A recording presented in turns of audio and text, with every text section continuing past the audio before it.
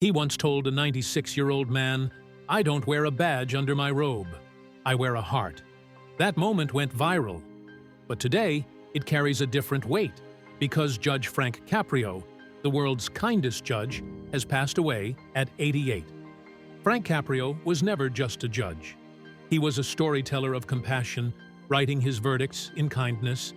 When a man in his 90s came before him for speeding, the courtroom expected the usual: a fine, maybe a lecture. But Caprio leaned forward and asked gently, "Why were you in such a hurry?" The man's voice trembled. He was rushing his 63-year-old son, sick with cancer, to a medical test. Caprio smiled, set the fine aside, and said, "You're a good man. God bless you and your son." And with that, millions online began to see him as more than a judge. He became a symbol of justice with humanity. Make sure to hit that like and subscribe if you believe he's the world's nicest judge to ever live. Behind the smile, time was tightening its grip. In 2023, Caprio revealed he had pancreatic cancer. For nearly 2 years, he fought quietly, still finding strength to share moments of hope with his followers. Therefore, when he appeared on video this past August frail, from his hospital bed, his words hit harder. "I'm coming to you again," he said softly. "Please remember me in your prayers." It was his last message to the world. Hours later, he was gone.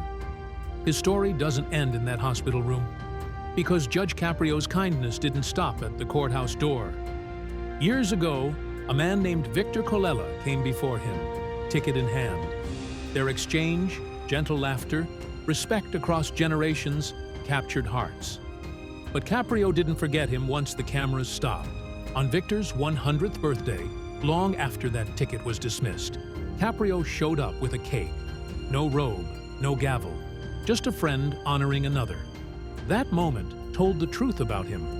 Kindness wasn't a performance. It was who he was. Caprio spent nearly 4 decades on the bench, reshaping what justice could look like. He believed the law wasn't only about punishment, it was about understanding. He believed a courtroom could be a place of healing. Therefore, his legacy didn't live only in judgments, but in scholarships, in education programs, in lives touched by mercy instead of shame. When the announcement of his death came, tributes flooded in from across the world. Not because he was famous for rulings, but because he proved something simple. Power doesn't have to be cold. Authority doesn't have to be cruel. Frank Caprio passed peacefully, surrounded by family. A devoted husband, father, grandfather, great-grandfather. But his voice remains.